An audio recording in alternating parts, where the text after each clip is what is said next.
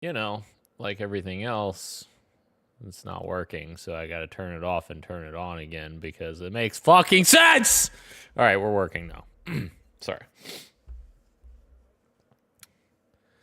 I know, but it doesn't sound fine for me is my problem. Yeah. And I don't know why. So there's that. And I discovered that Wavelength, for some reason, is keeping my PC on. So when I shut down my PC, like 5 seconds later, you count to 5 and it comes back on. I'm like, are you fucking kidding me? I have to literally close every Wavelength process before I shut down. Otherwise, it turns back on. You don't even want to know how long that took to troubleshoot that and figure out what the fuck was causing my PC to turn back on.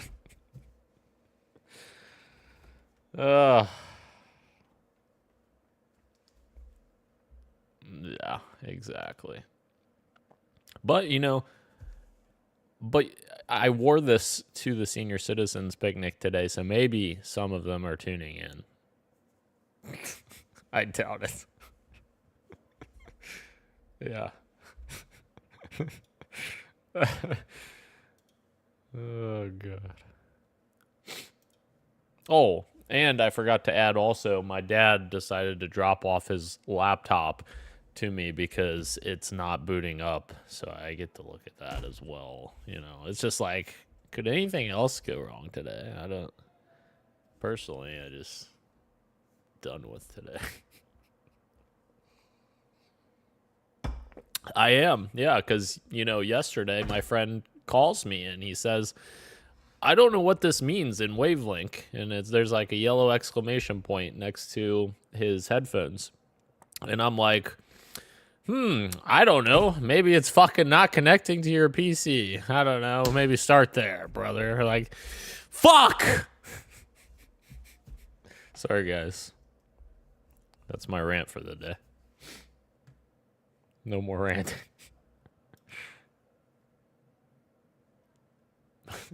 I say no more ranting and then look at the show. Yeah. Which I didn't put any news of the week unless you guys want one because of how much shit is in the topic of the show. Like how many notes are in there. But if you guys want me to put something in there, I can. For news of the week. Okay. A little look-see. Oh, don't spoil it. That's spoiler alert. Shit. You just spoiled it.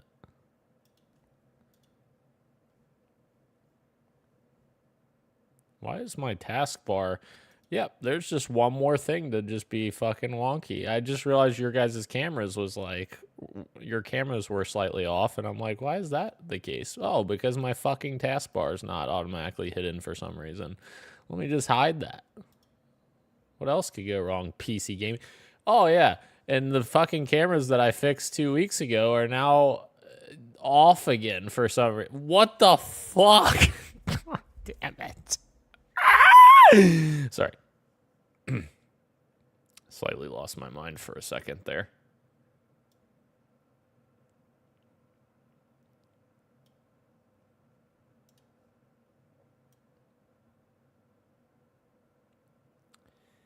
Oh, the misery. Why can't you just work all the time? I don't know. Oh. So anyone out there thinking of switching to PC gaming, I would suggest please don't fucking do that. Despite what we're about to say here in the show in a little bit here.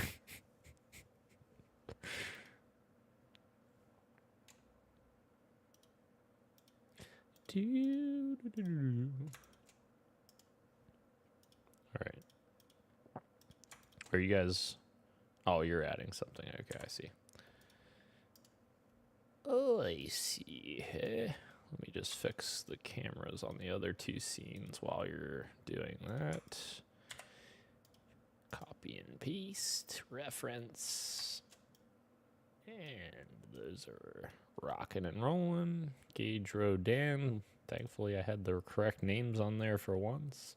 What the fuck? Oh my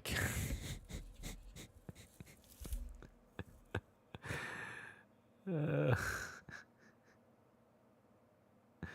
My stupid fucking camera. I forgot. Last week, my camera was doing this weird shit. The main camera does some weird shit where it locks up and then it catches up real quick, like in 3 seconds. And it's, yeah. And it's doing that again. I fucking hate my life right now. Christian says, tell me you miss me. Yes, Christian. We miss you. I miss you as much as I miss things working correctly.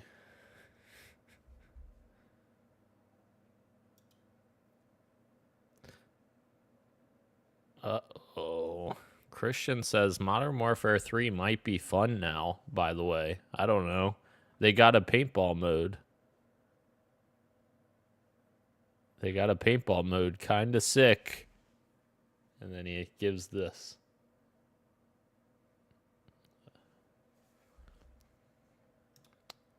Incredible.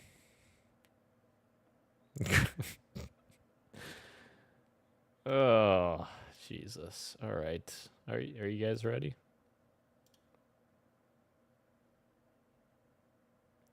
Well, let's just dive into the show and see what else I can fuck up.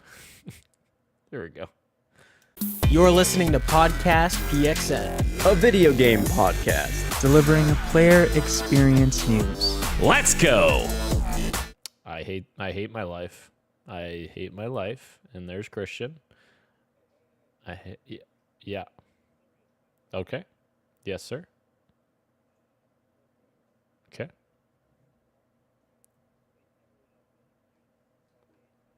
Oh, son of a bitch. God damn it.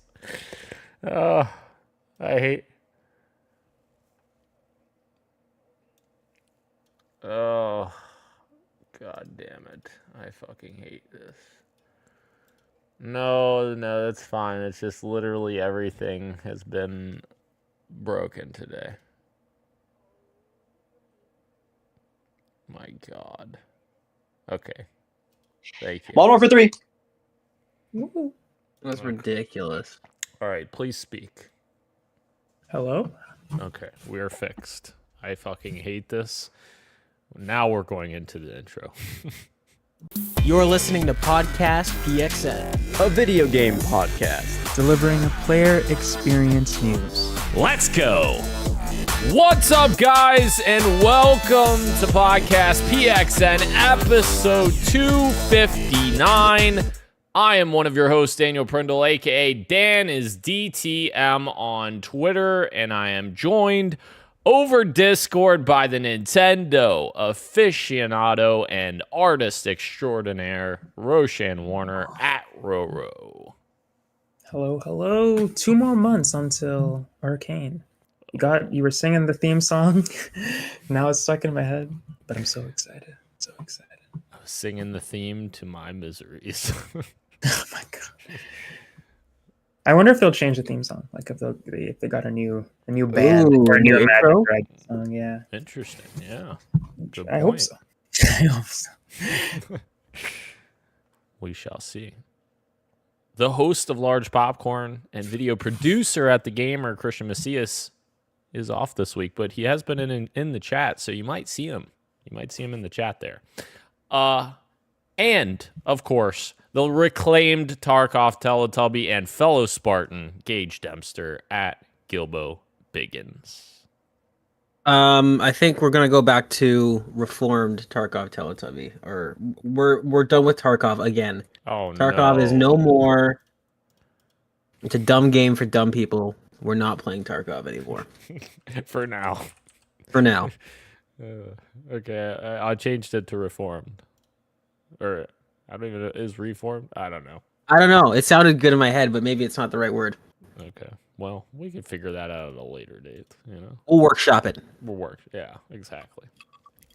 And what else are we going to workshop? We're going to workshop every single person who is watching us live and participating in the chat. Just as a reminder, we are live each and every Wednesday at 8 p.m. Eastern Time on youtube.com/@podcastpxn and twitch.tv/podcastpxn as well. Guys, the topic of the show this week is the PlayStation 5 Pro has been announced. And how much is it? We're going to find out right now as we dive in to the topic of the show. Starting off, the PS5 Pro is coming November 7th, with pre-orders starting September 26th. And guys, you might be asking, what prices are we getting? And I am very excited to announce that it will be... just kidding. It will be $699.99 in the United States, $959.99 in Canada, and other territories even more expensive, $699.99 in Europe, 119,980 yen in Japan. It is not a cheap console. Not a cheap console.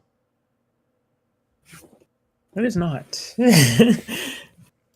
Especially once you account for the actual promised sort of performance gains, which seem to be kind of hit or miss.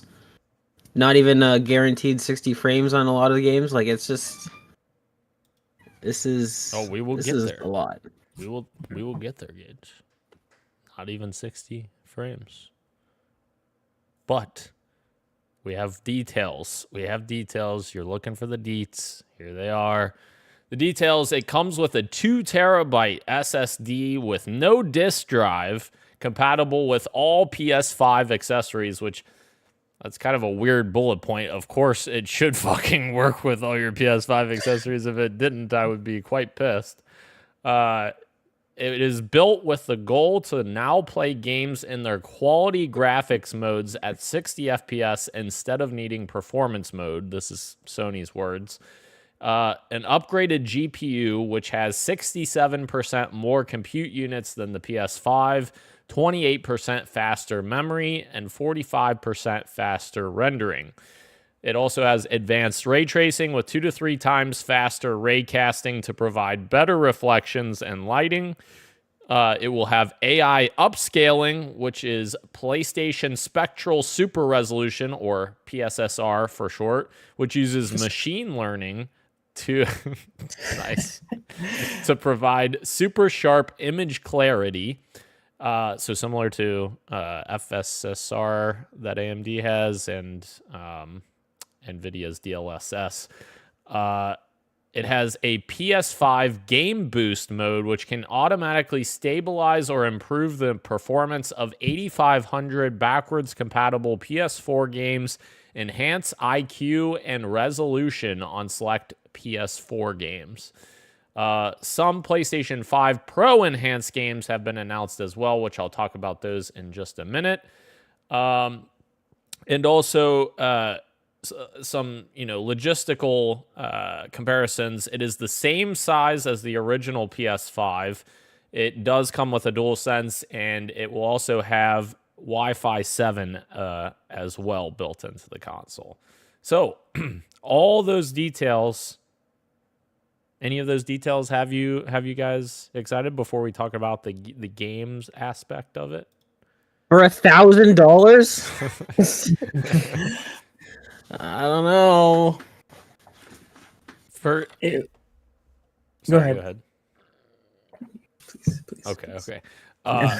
For $1,000 with no disk drive and no vertical stand, which the original PS5 launched with both of those, and well, obviously the one version did, and even like people have been comparing the prices of like previous console generations.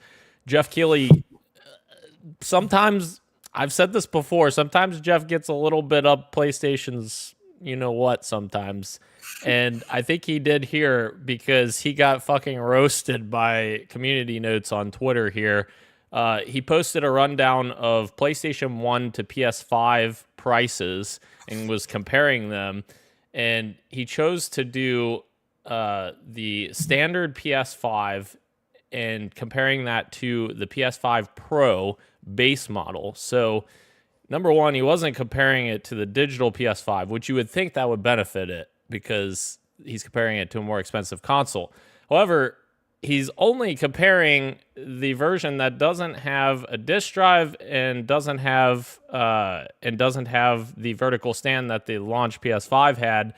So you add all of those things up, and the total is actually $809.97 in today's dollars if you include the vertical stand and the disk drive. And comparing that to the PlayStation 5, which launched at $606 in today's dollars, it's adjusted for inflation.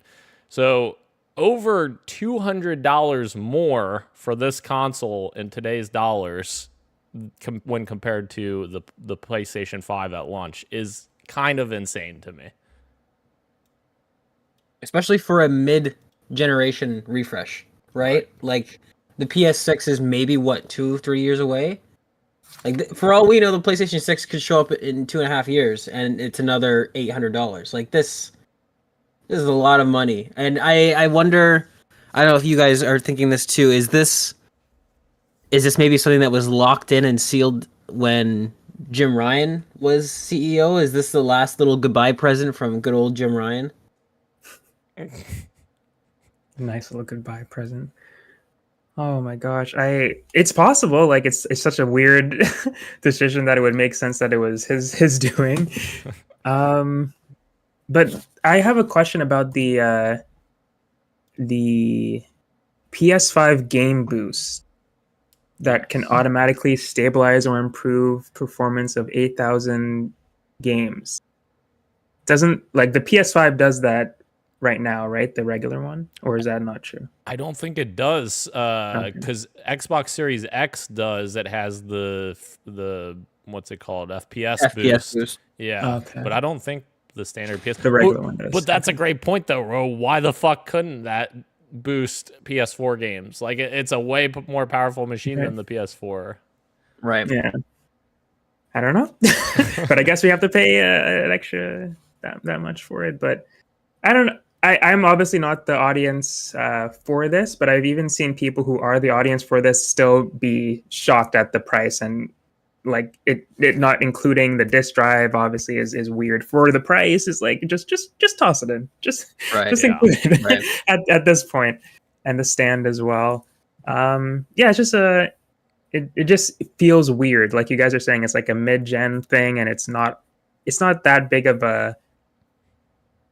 Again, I'm not the audience. To me, it doesn't seem like it's that big of a jump to warrant the console at all.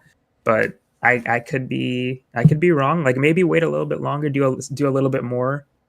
I don't know. It just seems early to me. And I know we're kind of deep in the PS. Like Gage was saying, the PS6 might be 2 to 3 years from now, which sounds crazy to me, but it's true. But yeah, I don't know how I feel about this one. Yeah. God, I forgot my thought. I was going to answer what you were just saying, and I literally just blanked. Holy shit. What else what is on the PS5 dock here? What's next? Let's see.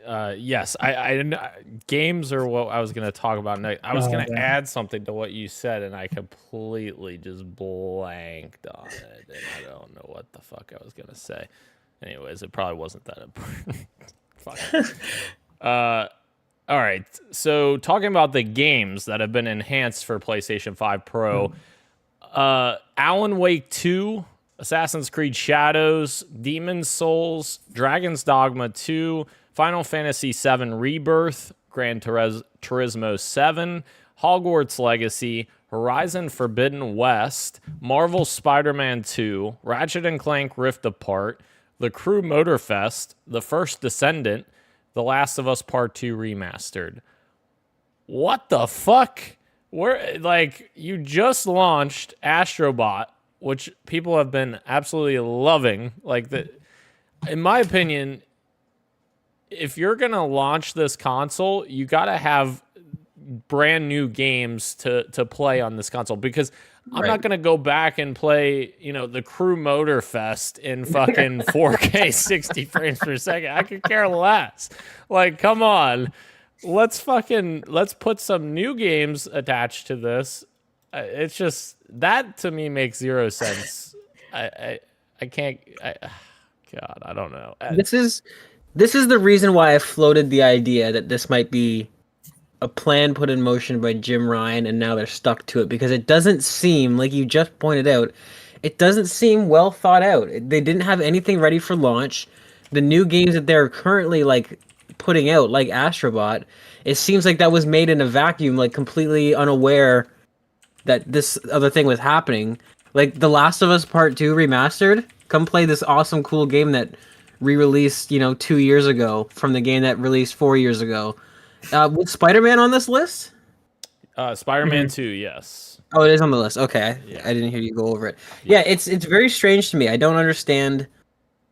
I don't understand. I don't understand what their strategy is. You'd think that they absolutely would have new games to launch alongside this, or at the very least, their newest games that have launched would benefit from their newest console. But it seems like their decision making is all over the place. And maybe this is what you were going to say earlier with what Ro was saying, is that like PlayStation in general, just like Christian has brought this up many times on the podcast, like sometimes it feels like it hasn't even been enough games to justify the regular PS5, let alone you're now releasing a PS5 Pro in what I would consider to be like a dry spot in terms of the PlayStation library. Obviously, recently with Astrobot, this is changing. Like that was a nice, pleasant surprise, but for the past, we'll say, year, people have been kind of complaining on the PlayStation side, like things are a little slow right now.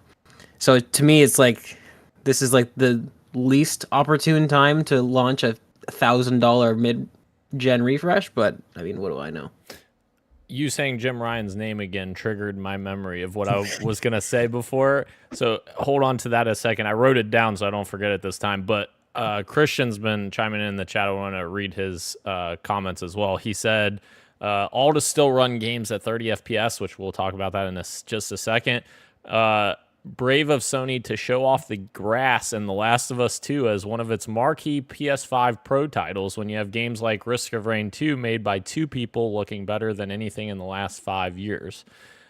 He said it's expensive because COVID inflated tech prices across all industries, and that shit hasn't gone down. Switch 2 is going to be expensive too. I hear you, but I don't think it's going to be, I don't know. No. I don't think it's going to be anywhere close to this price, but yeah. They haven't even convinced us to buy the regular PS5. Incredible. God. Jesus. And then Keurig is in the chat as well. Thank you, Keurig. He also says it's a no deal from me. I upgraded my PC last year for 1,600 Canadian dollars. Dang.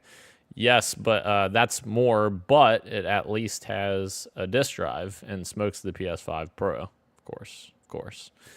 Okay, back to what we were talking about in terms of price and Jim Ryan's PlayStation and everything.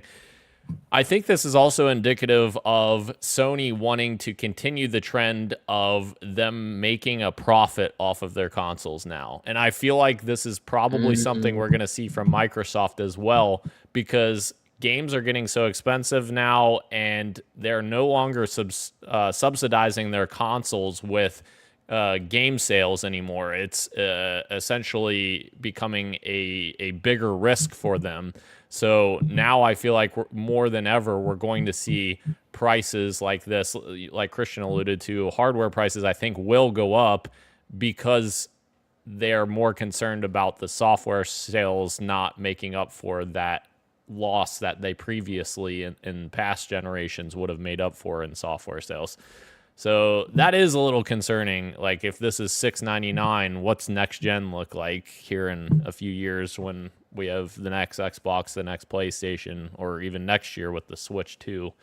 What do we have to look forward to, like, in pricing? It's going to be a little scary.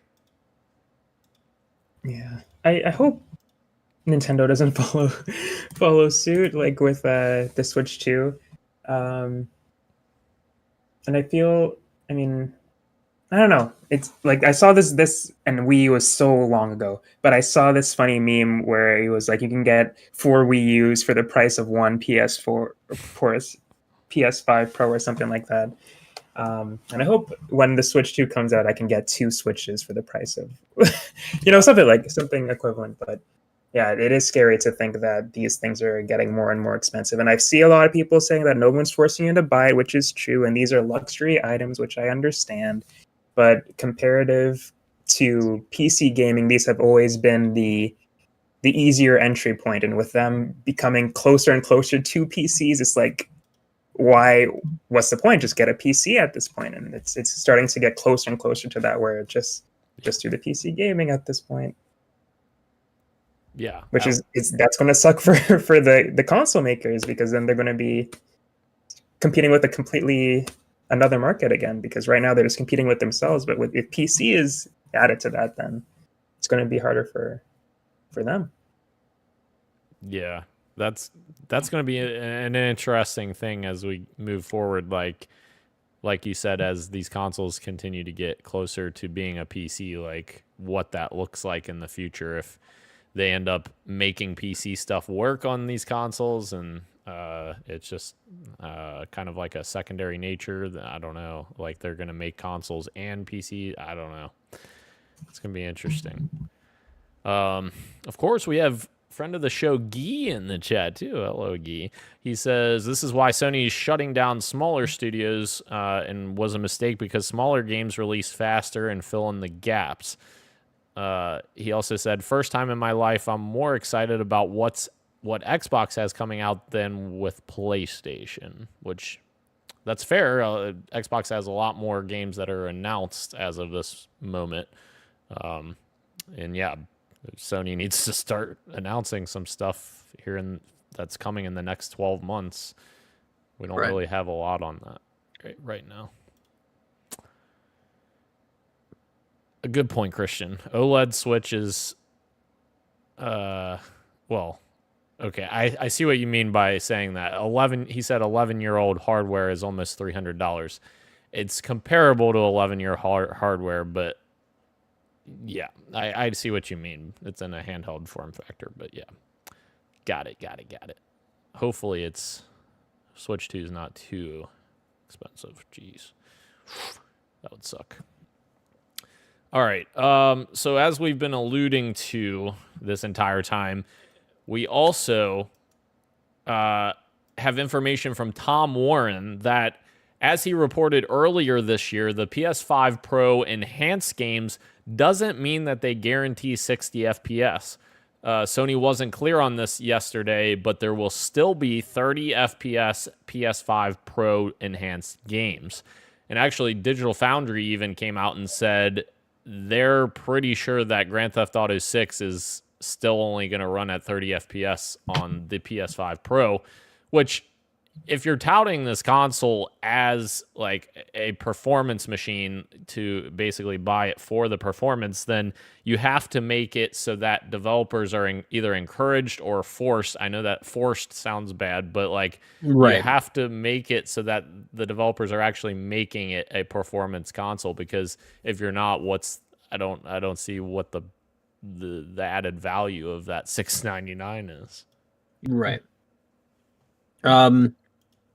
It's funny. That was one of the caveats I remember mentioning in a previous episode, that like with GTA 6 around the corner, that is something that if they wanted to have an ace up their sleeve, that's something huge that I think would push a lot of people to maybe even consider it, just because of the size of GTA 6 and how that's going to be like an event in this sort of gaming space.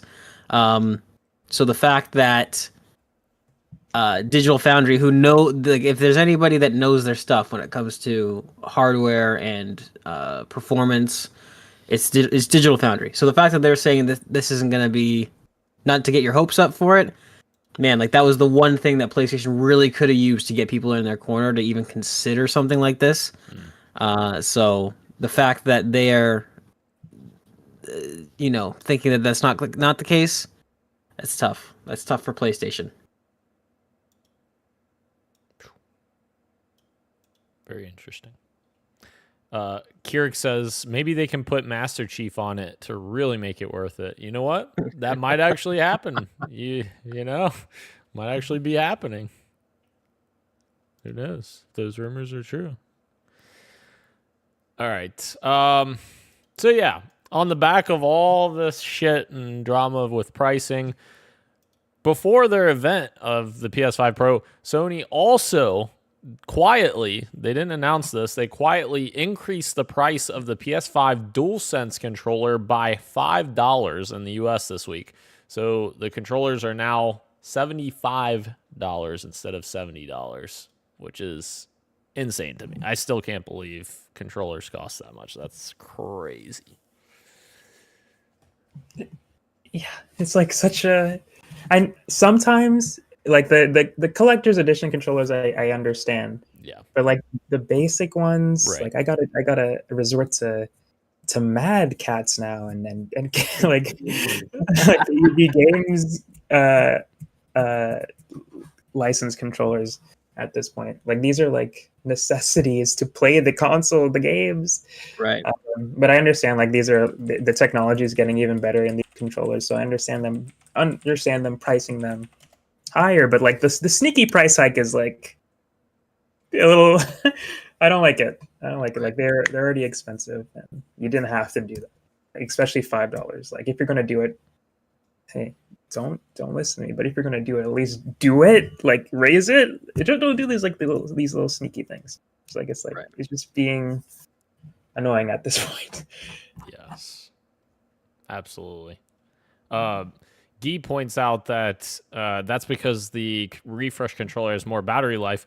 Yes, they did release that with more battery life, but that was literally earlier this year. That was like early this year. So it's not like they just released it and then, hey, we're increasing it $5 because it's better battery life. That was a while ago. And like, I don't know. In my opinion, the DualSense battery life was awful. And like, you know, I haven't experienced the new one, obviously. But compared to my Xbox controller, which I don't have to plug in for, I play a lot of Halo Infinite, as everyone knows, and I don't have to plug in my Xbox controller for like multiple days. And if I have like a really long session on Astrobot, for instance, on PS5, I've got to charge my controller because it's already less than 1 bar of battery left, and I'm like, all right, that kind of sucks. Which I get it, not everyone's playing that long of a session, but it is like, I don't know. I feel like the extra battery life is kind of like warranted for that controller. Like, I don't know. Yeah, they raised the price because they decided to fix their bad battery life. Right. It's like they Right. should have launched that way. Right. For sure. Christian says, got to be the tech in them. Joy-Cons still $90 too. Holy shit, I didn't know that. Fuck. That's true. Buying one of those is expensive, let alone Yeah. a pack of 2. Which that is fair. In all fairness, the DualSense has a lot more cool technology and capabilities Right. than the Xbox controller, to be completely fair. Yeah. 100%. Keurig says, what are the total things that Sony has raised the price on the console and pulled the stand and disk drive, the PSN subscription, and anything else? Of course, as we just talked about, the controller as well for $5 more. Games went up this generation $10, but that was everyone. But yeah, it is a lot of things going up, inflation, and yeah, not good. Not good. Okay, so we may be wondering what everyone in the world is thinking right now about this. You know, we've given our thoughts about this, but the internet is, you know, the de facto answer here. The internet, IGN had posted a poll on their website that says, is the PS5 Pro reasonably priced at $699.99? And a resounding 73.8% of people said it's way too expensive. way too expensive, not just a little expensive. Then a little too expensive was 18.9% of users. So almost 91% of users responding to this say it's too expensive. Right. 5.2% said it was about right. 0.4% thought it would cost a bit more, which, all right. 0.5% said I thought it would be way more, which, all right. But 58,000 people voted on that. That's pretty insane. Like an insane majority saying like, no, this is too expensive. But there was also more. There's also another IGN poll with looks like 48,000 votes that asked, will you buy a PS5 Pro? And again, 85.7% of people said no to that. And then I was like, I wonder what other audiences are thinking about this. Jeff Keighley posted a poll after PlayStation's event, 91,500 votes, and 67.3% of people said that they got a D or below for their grade for it. 16 for C, 9 for B, 7 for A. And then Tom Warren. These are all, I like these all next to each other because they're all very different groups and different like audiences. So Tom Warren posted, are you going to buy a PS5 Pro? 24,900 votes and 88% of people said no. So clearly a lot of dissatisfaction with the price and the offering of the PS5 Pro.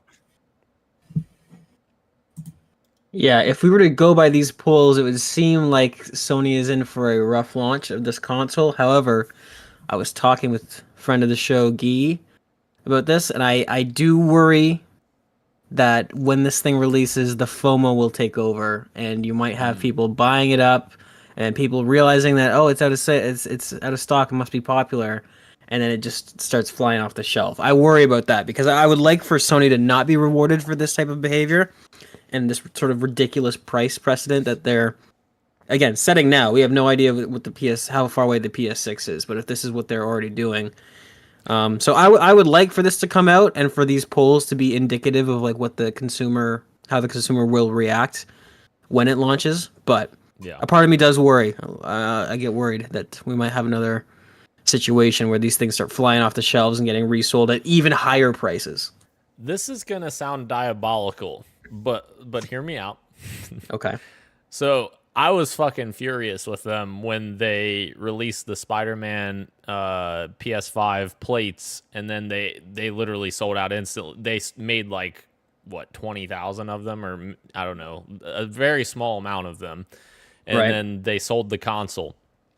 What are the chances that they do something similar here and they purposely manufacture a small amount of PS5 Pros to generate interest because people are seeing them sold out all the time, and B, you're also looking at that and you're like, well, shit, I really need this console now. Like all the retailers are sold out. I've gotta have this fucking thing. Must be popular. Yeah, Must be popular, right? Exactly. Like it's interesting.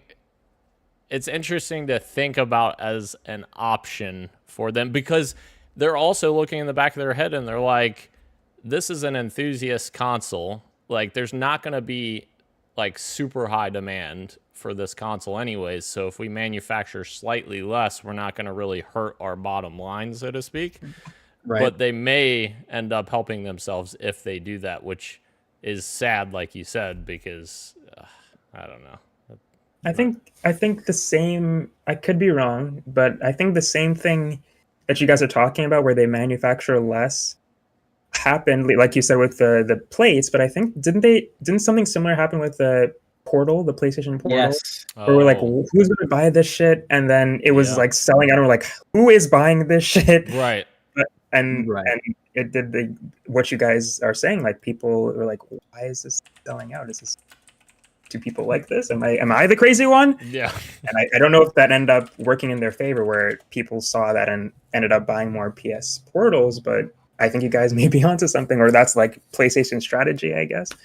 But That's a really good point. I didn't even think of that, and I just looked it up. The PlayStation Portal has sold between 420,000 and 630,000 since launch last November. So, yeah, that is interesting. yeah. What the heck? Huh. Jim Ryan. Jim Ryan, you bastard. Interesting.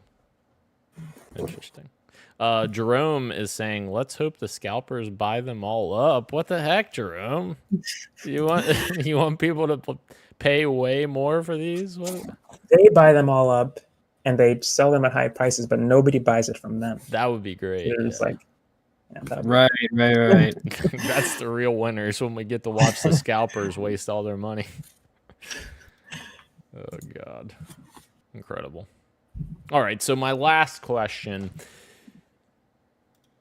Did Sony give us a reason to actually want this console? Tom Warren, I linked one of his posts again. He said, I think Sony could have done a much better job at unveiling the PS5 Pro. The 9-minute presentation felt rushed and lacked deep tech details combined with underwhelming game comparisons.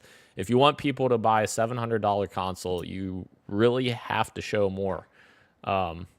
So yeah, and other people were saying, like, why didn't you get like Digital Foundry or somebody to do a deep tech dive on some of these games and report those findings? And like, that's also great points. Like you're not getting these technical experts that would very much be pushing that console. You think there's a reason they didn't get these technical experts to get their hands on it? Like, when a game has a review embargo that's like suspiciously close to the launch, and you're like, okay, I wonder why this is happening. I don't know. I think, I think PlayStation hasn't given us a reason. People want games from PlayStation right now. That's what they're worried about. So when you offer up a product that plays the lack of games they currently have slightly better, I guess. Yeah. I don't know. I don't think they've given people a reason. They haven't given me a reason. If speaking for myself, they have not given me a reason to get the PS5 Pro at all, not even a little bit. But I wonder again how the fan base will respond to this. Yeah, I'm in the same boat. When I see these consoles like this, the upgrade consoles, when I see the comparisons, it's unrealistic. But I'm always looking for like old gen, like I'm trying to think of an example, like Last of Us remastered from PS3. Like that's the type of comparisons that I'm expecting to see sometimes, and that might be a little too crazy. Maybe PS3 to PS4, not even the remake to remaster. That's crazy. But when they were showing the Spider-Man 2 to the Spider-Man 2 between PS4 and PS Pro, is like I'm not seeing anything. Right. But again, I said it before, I'm not really the audience for this thing. I'll play games that look bad as long as they are fun, and I'm sure everybody feels that way. But yeah, they haven't given me a reason to buy the PS5 Pro. All that to say.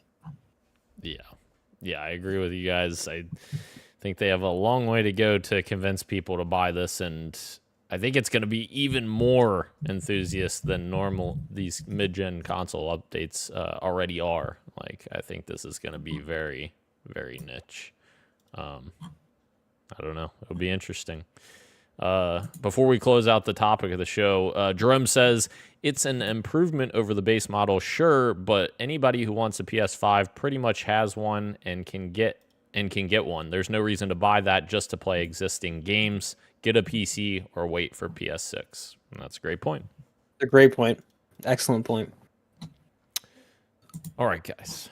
That is the topic of the show. So let's back up a little bit. All right. I don't know what that sound was.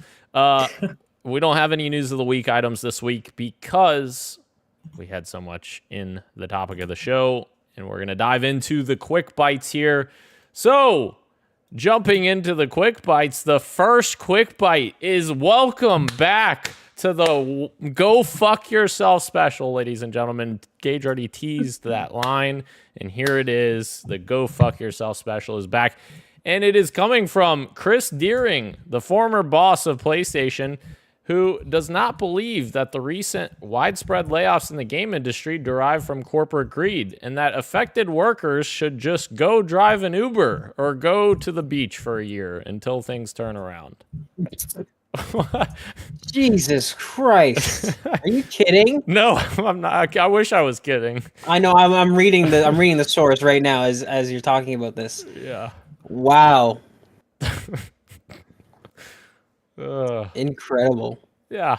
I mean, just go drive an Uber, Gage. What's wrong? Go to the beach for a whole year. Yeah. Just go to the beach for a whole year. That is a regular recommendation that regular people give to one another. Yeah.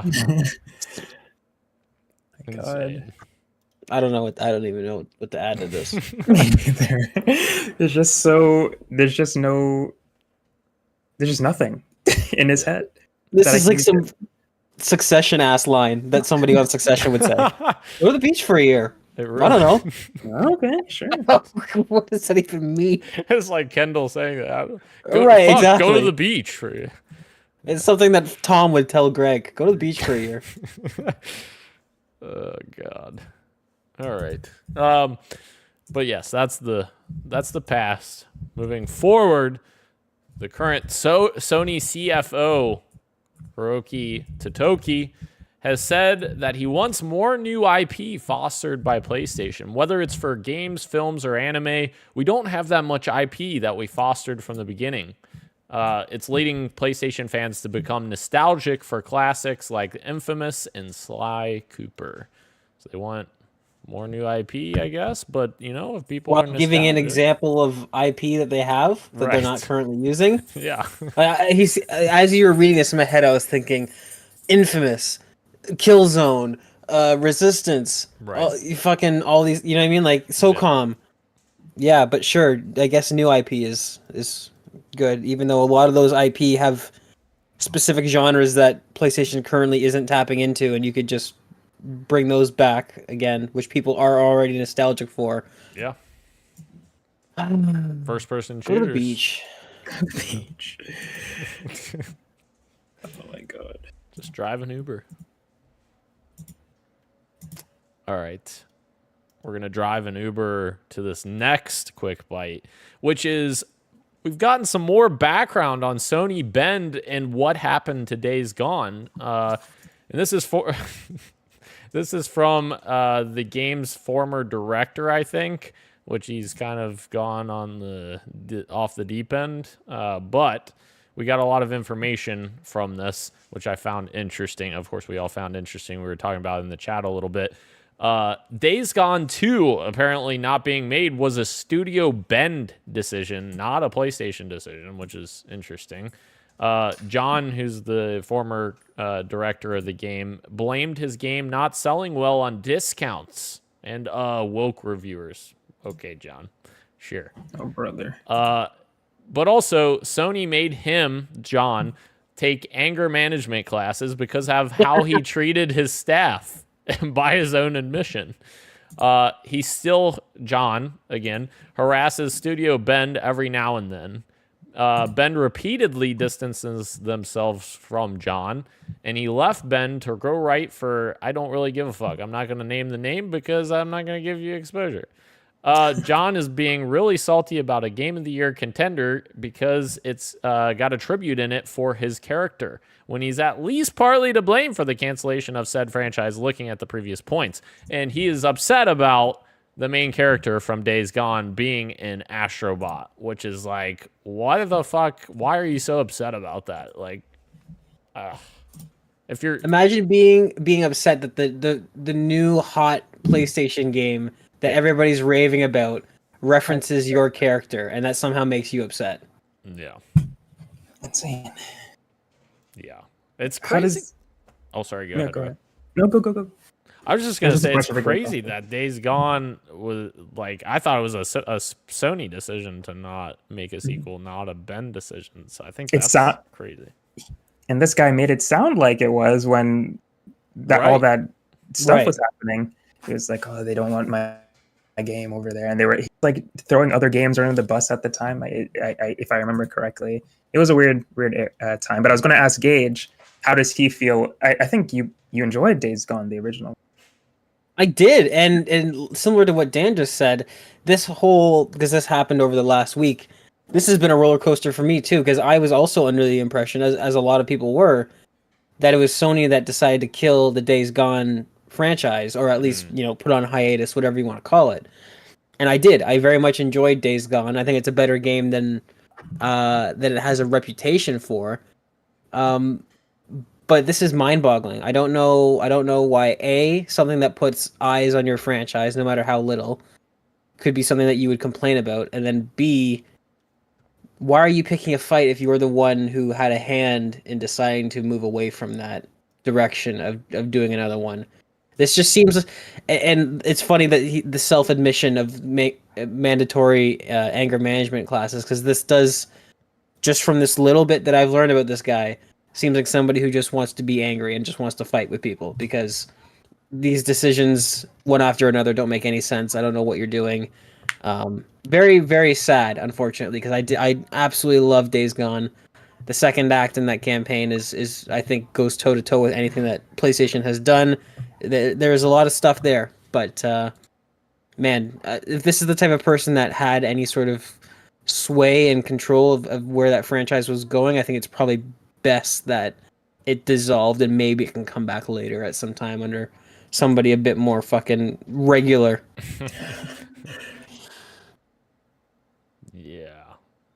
Probably go back to anger management, John. Maybe that might be a good place to start. Play some Astrobot, chill out, go to the beach. That's true, actually. Astrobot is chill. We'll talk about that later. Moving on. Arcane Season 2 trailer is upon us. It is coming in November to Netflix. Let's go. Let's go. Hell yeah. Looks good. It looks fantastic. I almost wish I didn't watch it. There's somebody watching this podcast. I doubt that there's any overlap with what I'm about to say, but if you're watching this podcast and you haven't watched the trailer and you're already excited, I'd almost recommend you don't, because it showed way more than I was expecting. And if you're psychotic like me and watched it even a couple times, I feel pretty confident that I've pretty much pieced together what's going to happen. Oh no. I went through that motherfucker frame by frame. I consumed that like a fucking greedy pig, and still very excited. It looks incredible. It looks like we're back for another season of what I consider to be the greatest video game adaptation of all time. I can't wait. I absolutely cannot wait. Ro, what did you think of the trailer? It was so good. It was so. I didn't finish. I didn't finish watching it because the same reason that you mentioned. Nice. Good call. I got to literally 1 minute, the minute mark, where she's like, "Watch it all burn." I was like, "That's enough. That's enough." Smart man. That's perfect. That's a good time to stop. Yep. Yeah, but it looks incredible. The animation, of course, is incredible. That team, I forget. Portiche. Insane. Like, I cannot believe like it that they're. I mean, obviously the show is not yet, but it looks like they're topping what they already did with the first season, which is what I thought was like impossible. But it looks incredible. The characters look so good. I did see Jinx in her new outfit, which I think was near the end of the trailer. But it definitely was. Yeah. But yeah, she looks cool. I'm sad because I feel like this is not going to be a happy ending either. Right. But I'm excited to see what happens. For sure. I haven't seen the leaks either. And I know there's like spoilers rolling around Twitter with that and another anime that I'm looking forward to. But so far so good. And only 2 more months. Only 2 more months. Arcane Season 2. Let's go. Let's go. King Joshua says in the chat, breaking news, the PS5 Pro, it only costs $950. We already covered our PS5 Pro segment in our topic of the show, but yes, it's going to be a lot of money. A lot of money. All right. Moving on, Gage, sad to tell you, State of Decay 2's updates have come to an end. Finally, like that game's been supported for a long time. Undead Labs hasn't specifically been working on this. They've worked with outside studio. I want to say Wushu Studios is the name of the studio. But they've been working on updates for this game for a long time, since Undead Labs stopped working on it. But finally stopped working on it, and we're looking full speed ahead for State of Decay 3, Gage. Yeah, see, this is something that I think I'm not that sad about. I think this That's is exciting. This means that we're full steam ahead, like you said, on State of Decay 3. And if anything, all this does is remind me of the incredible amount of support that State of Decay 2 got, which is, to me, just a good thing to look forward to, right? So if we can get that same level of support for State of Decay 3, and if State of Decay 3 launches with the amount of improvements that we're hoping that we will get from just another entry in the franchise, I'm excited, man. Very excited. That game will come out here in a couple of years. Just kidding. All right. Moving on. Warner Brothers is officially prioritizing a sequel to Hogwarts Legacy. Of course, the original Hogwarts Legacy has sold over 24 million copies since going on sale in February of 2023, generating over $1 billion in revenue. Insane. So obviously, makes sense that they're prioritizing a sequel there. A smart decision, based on how their studio has been trending these last couple of weeks. True. But who's to say this comes out? Hopefully it does. Yeah, Avalanche cooked with that game. I think they did a good job with it. All right. Moving on. The future of Destiny has been outlined, at least the next couple years or so. We got an announcement that there is a Codename Apollo expansion coming this summer. Or, I'm sorry, not this summer. We're in the summer. Summer 2025. They announced new plans that essentially they're going to keep supporting Destiny 2 with 2 expansions per year and 4 major updates per year. So summer 2025, you will have an expansion codename Apollo. Winter 2025, you'll have an expansion codename Behemoth. And then there will be updates in every major what am I looking for? Summer, fall, season. Thank you, Jesus. I couldn't think of season. Jesus. Summer 2025, fall 2025, winter 2025, spring 2025. There will all be major updates. So I guess we'll see what happens. I guess this is on the back of them essentially canceling Destiny 3 and just pivoting to continuing to support Destiny 2. Yeah, I'm of two opinions on this, where I'm excited that they're doing more, but I'm also scared that they're doing more. Yeah. Whereas, like, it seems like it's a lot. This seems like a lot. I with like how Final Shape turned out, and with them just doing more expansions in a year instead of taking more time to like polish that sort of stuff, scares me a bit. But at the same time, being a fan, it's exciting that updates will be more frequent, and hopefully they're able to stay on top of it. And it's all exciting, which is impossible, but you could only hope.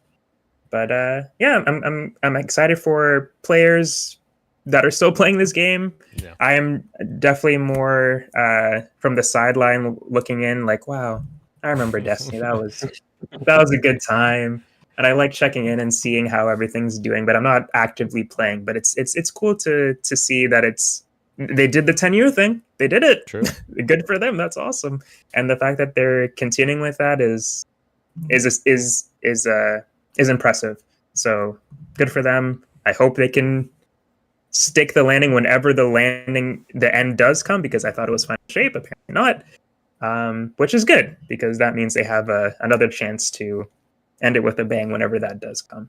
But yeah, I kind of feel like you're saying, with it being more frequent, it kind of feels like they're going back to like the original Destiny's expansions, like, you know, with House of End. Wolves and kind of making them a bit smaller experiences, not like touching every single piece of the game.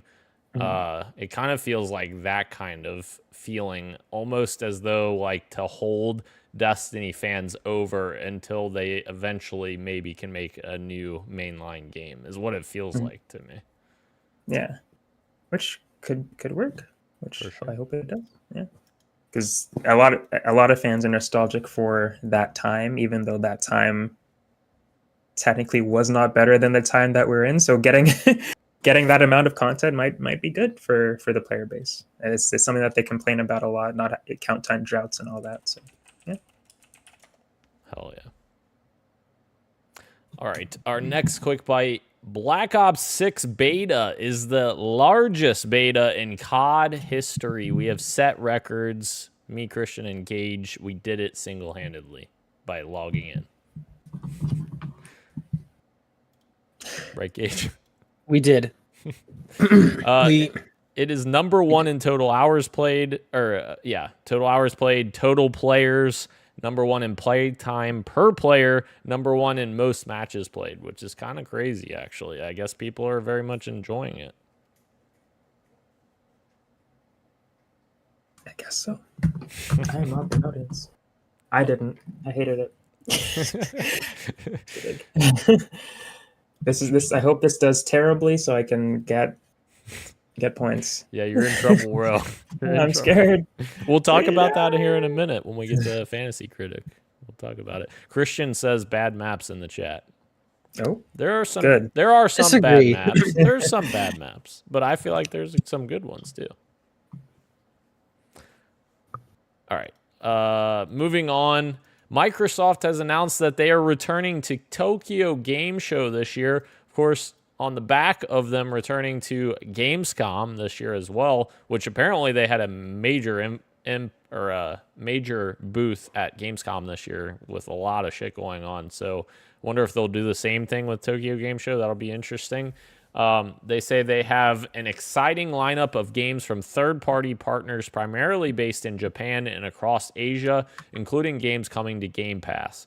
So I would be willing to bet we get either Final Fantasy 16 or Final Fantasy 7, the first one, whatever the fuck it's called, remake. I think one of those two. I don't know which one. I would bet probably Final Fantasy 16 because there may be something with the remake until they finish it that they can't send it elsewhere. I don't know. So I would bet one of those will be announced coming to Xbox at TGS. Yeah, I would think 16 too. Yeah. I hope, because I would think so. Maybe someday, like you said, when they're done all three of the games, they just release all three on Xbox at a later date. For sure. But yeah, I'm excited. That's good. Last year, I think it was this time that we got the what was it? The Atlas game, the Persona. Oh yeah.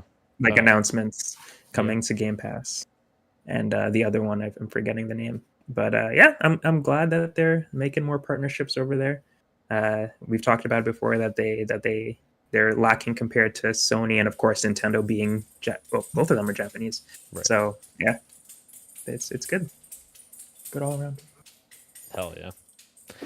Another thing good all around is our next quick bite. I just wanted to throw it in here because I bought a t-shirt from this every year because I think it's awesome. Coalition is continuing their partnership with Crisis Text Line and now Discord for the third year of their Never Fight Alone program in honor of Suicide Prevention Month. They have a hoodie as well as a t-shirt that you can buy in their shop. 100% of the profits from this goes directly to them, to Crisis Text Line. And also, they also have been very big proponents of it in terms of their game development, as they've announced that each year they donate 1% of all net revenue across Gears of War games and merchandise, not this merchandise because this is 100%, to our partners working to prevent suicide and combat loneliness, which is really cool. 1% of all of their net sales for Gears of War is pretty cool to donate this and help a major issue. Love to see it. Hell yeah. This is good stuff. This is really good stuff. I like this. And our final quick bite. Xbox has announced that friend requests are returning. We're getting them back. You will be able to send, accept, or delete friend requests in addition to following or being followed by others. They're testing currently with Xbox insiders right now. That's me. And look forward to sharing more later this year on a full rollout. Essentially, it sounds like you're basically going to have two different lists now.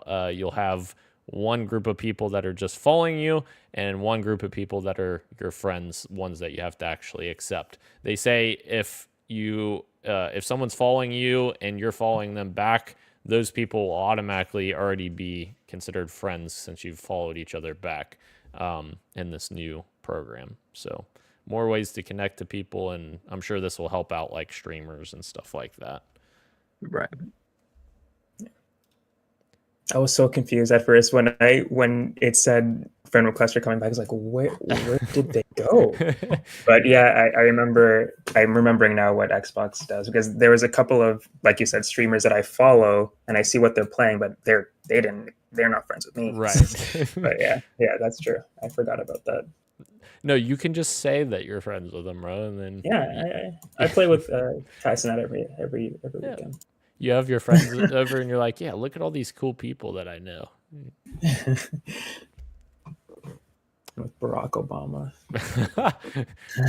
What if he games? That'd be sick. That'd be cool. I wonder where he plays. All right. Moving into our only street meat item. Let's run it on over. Gage pasted it in here. Is it happening? White Sands codename project is showing up on VA resume? Voice actor's resume. Oh, voice actor's resume. Okay. And what is this prompting, Gage? If you click the article, there should be something highlighted there, which is the TLDR. The TLD. Oh, okay. The reason people are... Oh, wait. Okay. The voice actor in question is Natasha Chandel, whose credits include Starfield and Call of Duty Vanguard. The reason people are linking her TBA White Sands project to Half-Life, other than it being a Valve gig, is that White Sands is a U.S. military base in New Mexico, which is also the in-game location of Half-Life's Black Mesa laboratory. So, Half-Life 3? Half-Life 3 confirmed? I see stuff like this and I get excited because Valve is known for Steam. I think a lot of like contemporarily, and I think rightfully so. Steam's a pretty fantastic service, but people forget that Valve is like also one of the cutting edge video game studios. I guess they've got multiple studios under them now because they're so big. But you know what I'm saying? They used to be a name in the space for like innovation and stuff like that, and they took a long break off. They came back with Half-Life Alyx, and to me personally, as somebody who's played quite a bit of that game, they kind of were... I played that game and I was like, oh yeah, this is Valve. Like, this is what they can do. I thought Half-Life Alyx for the VR genre was pretty fucking incredible. And so whenever I see hints and stuff like this, I'm always hopeful. I would love to see Valve come back and to start taking swings. Obviously, we've talked about it on the show before, but they've got Deadlock spinning up now, which is getting a lot of hype. So could this be the return of Valve as a video game producer and developer as well as a sort of Steam thing? I hope so, personally. Heck yeah. That'd be cool. Christian says, we were just talking about Half-Life the other night, Gage, when I was clutching and you were spectating. Really? This guy has to come in and say this now. Aren't you supposed to be having dinner with your lady? That's true. That's true. How does she feel that you're spending time shit talking me instead of enjoying a succulent Chinese meal. Come on. Now, we move into the important stuff. The Fantasy Critic check-in, guys. This is interesting. We've got a lot of developments here. A few games released. And I just want to say, Gage, Christian and I talked about this last week, but I want to give you props. You got 12 points with Warhammer 40K Space Marine 2. Let's go. Yeah. You're on the board with double-digit 20s. Boom. Congrats. Somehow none of this feels genuine at all. Very genuine, very genuine. As genuine as I am to say I'm very excited that Squirrel with a Gun has -5, bro. God damn it all. Why did I do that? It was a mistake. I saw one video on YouTube saying this could be fun, and I was like, yeah, it could. And I scrapped it. Oh my god. Incredible. But the big one this week, Astrobot has released, and unfortunately, Christian got this game, and he has a whopping 30 points off of 95 Open Critic score. My God. 30 points. Insane. Insane. And one more game that released, Persona 3 Reload Episode Aegis The Answer. I drafted it on Ro's recommendation. It got me 9 points. God damn it. Got me 9. I'll take it. I think Christian, with his Astrobot score, that might be the single highest score we've had in our league. I had Netting 30 Shadow. points. Oh, Shadow of the Erdtree was only 28. It might be. I think it is. I think that's the record right now. That's insane. It is insane. But we might have thoughts, or I might have thoughts here in a little bit about that. Okay.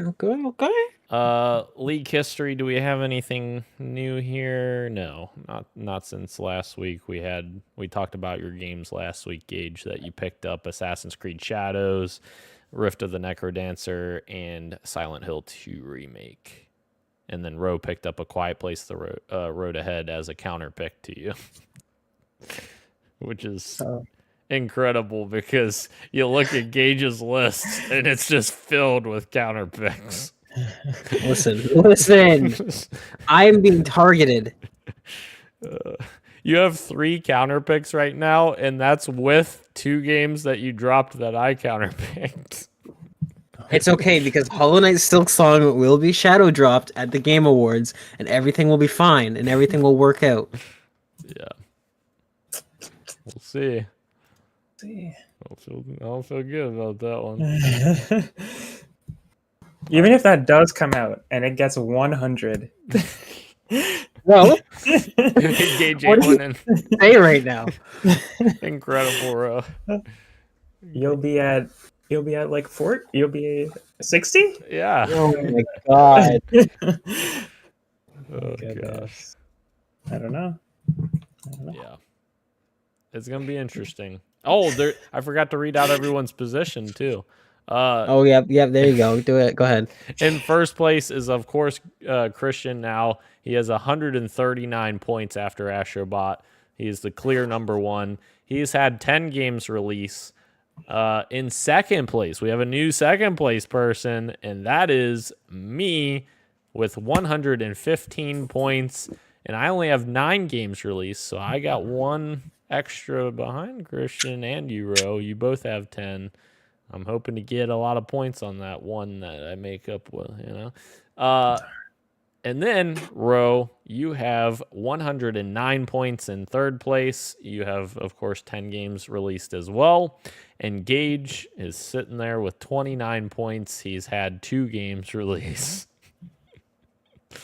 Sorry, Gage. Everyone press F to pay their respects to Gage's team. All right. Moving in to watch Christian or Keurig actually typed F in the chat. Damn it. Incredible. Oh, that's awesome.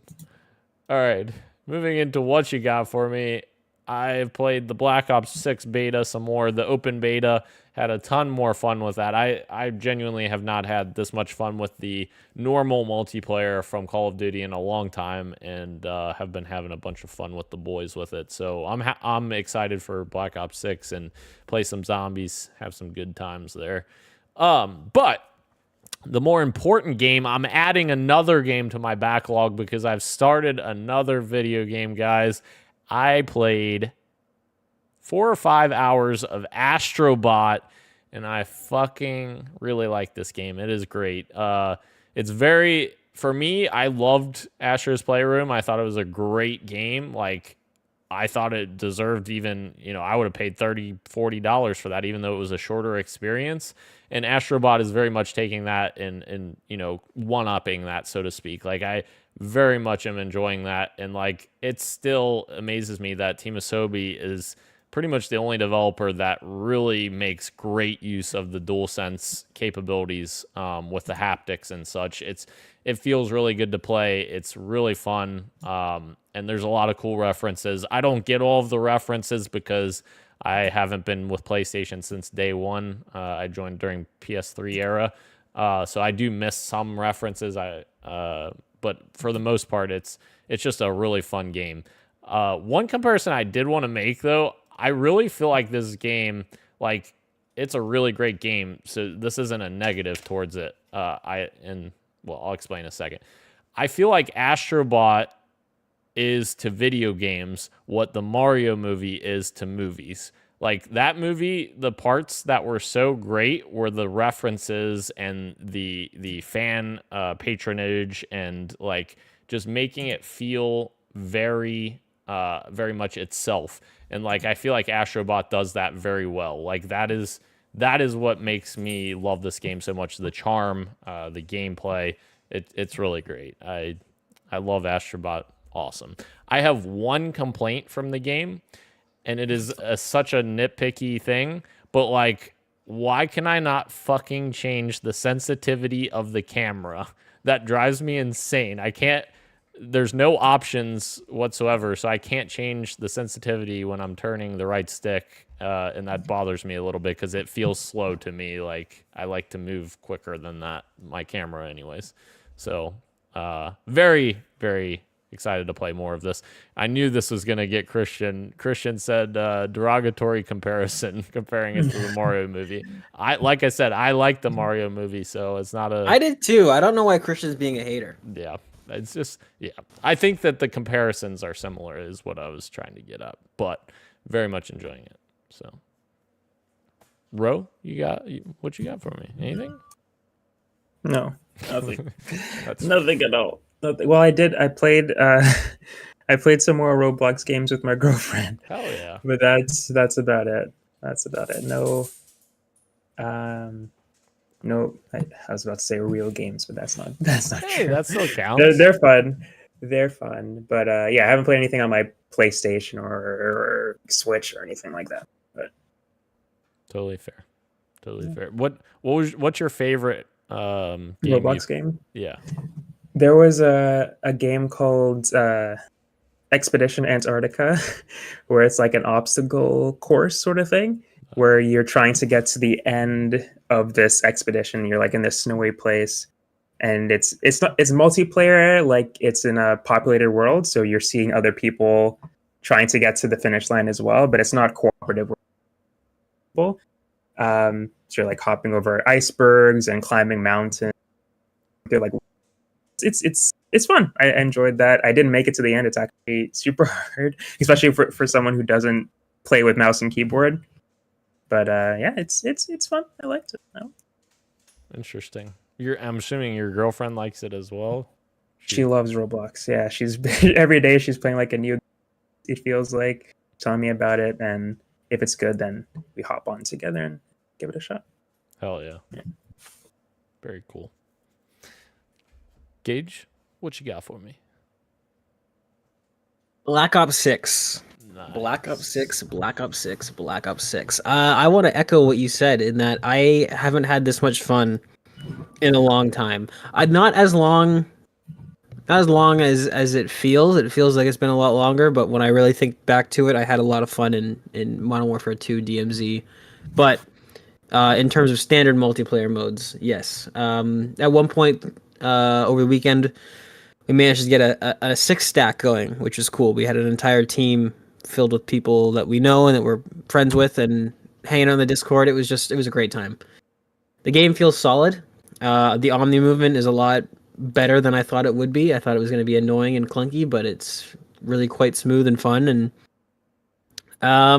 I think their recent announcement that they're not doing any early access, that they're just doing one big global launch, I think while it's still being Call of Duty and it still has to hit certain metrics and it still has to be, this sort of yearly product, I think Treyarch is kind of doing the best they can with this one.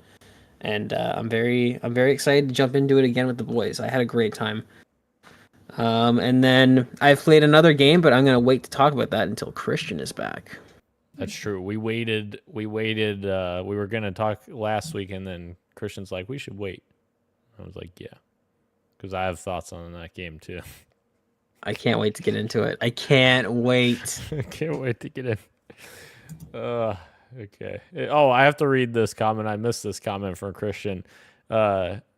Christian said, Gage might as well be spectating in fantasy draft too. No, you didn't have to read that comment. I gotta. 1 second. There's a comment I gotta read. Listen. Don't enable him.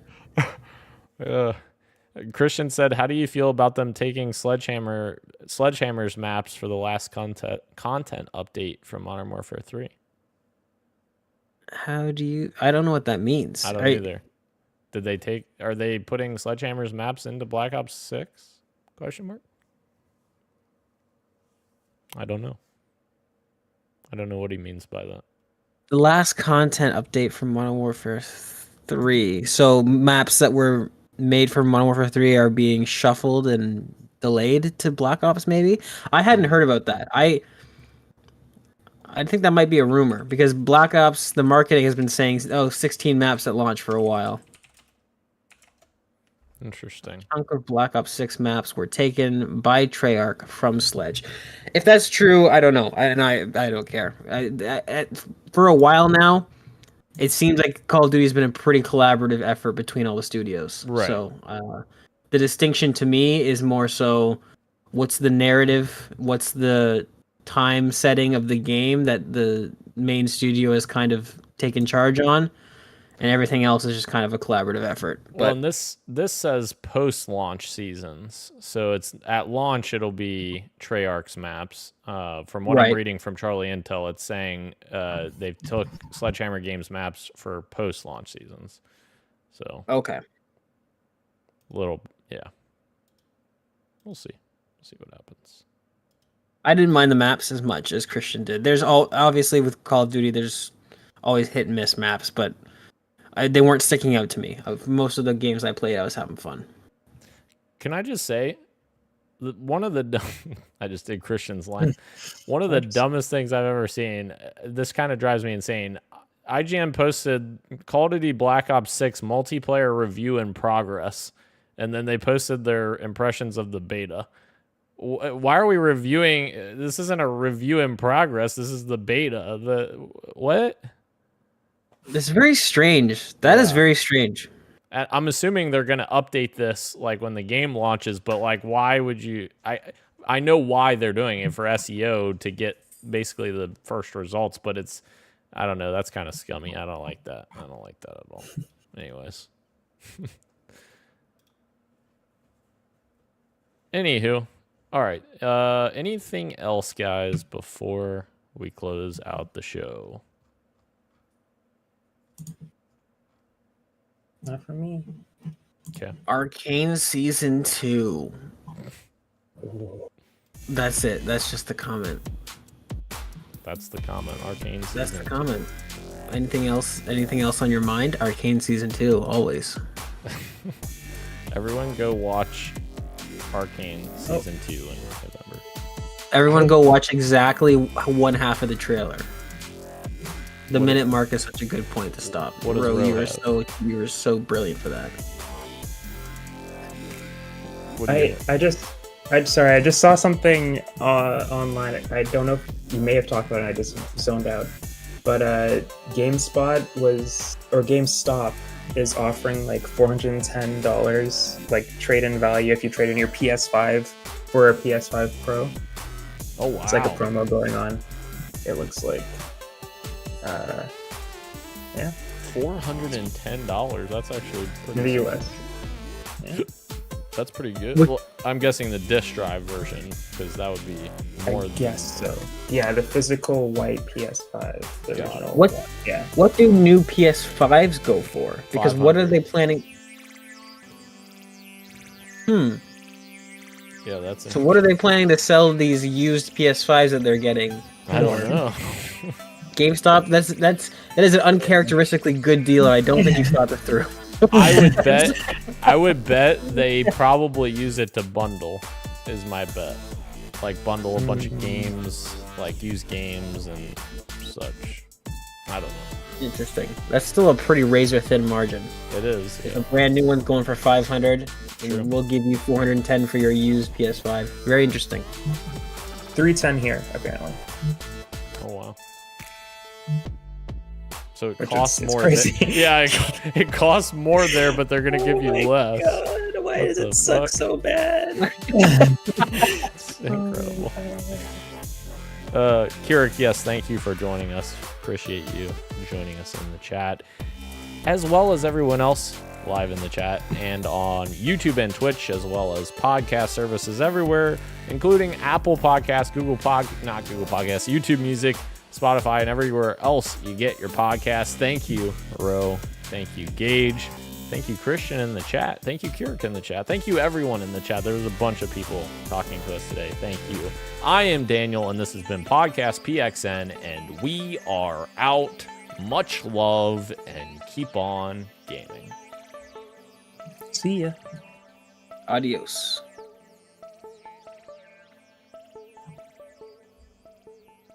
Yeah. Shout out to everybody in the chat. Guy, Jerome, Christian, Kirik, everybody. Don't shout out Christian. Huh? Don't shout out Christian. Don't shout him out. Why not? No, he was a menace today.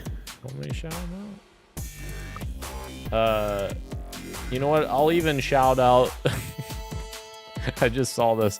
I'll even shout out DJ F3RR07 cheap viewers on this website. That's definitely spam. Oh. Didn't see that until just now. I'll be definitely reporting that. We are going to ban him. Boom. It's a bot. For sure. It's a bot if I've never seen one. Banned.